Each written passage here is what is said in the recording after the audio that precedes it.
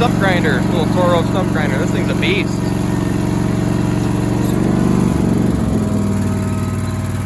STX26, and then it says like Intelli-Sweep or something on this side.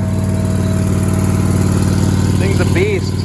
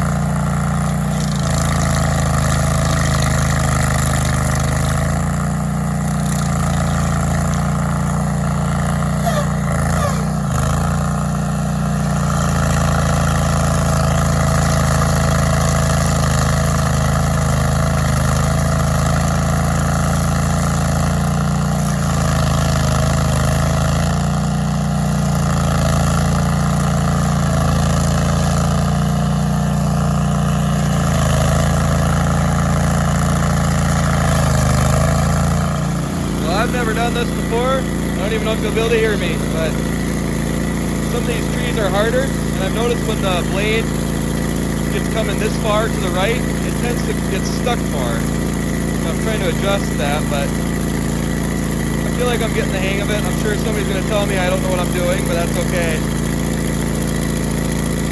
It's a rental. I'm trying to be easy on it. You know, it's easy to beat on this, especially when you've never done it before. I've seen videos, but just trying to take little bits back and forth. This one's pretty hard.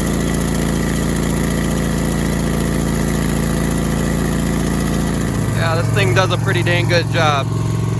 This one's just too big for our skid loader to dig out. And right next to a fence, you know, or next to our LP tank up there, you could damage lines, electrical lines. You know, we're just grinding them down a couple inches below the dirt, bury them, they'll rot under there. Good to go from there. But this thing is pretty dang sweet. Getting the hang of it, but as you turn it back and forth, you know, if the tracks aren't level, you bite more or bite less. I think I've got it figured out. It seems to work best to creep forward, go back and forth, then go back and go down. The up and down adjustment is a little more aggressive than the forward, but it's pretty dang sweet. Left-handed operating. Oh boy, a little too much.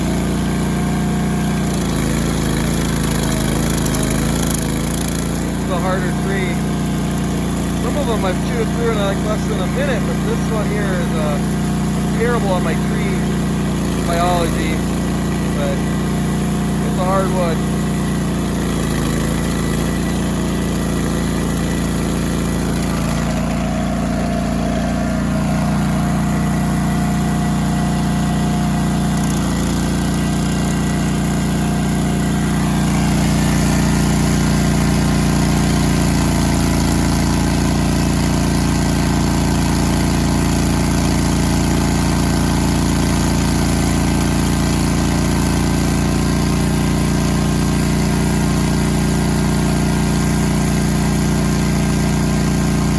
Mesmerizing though.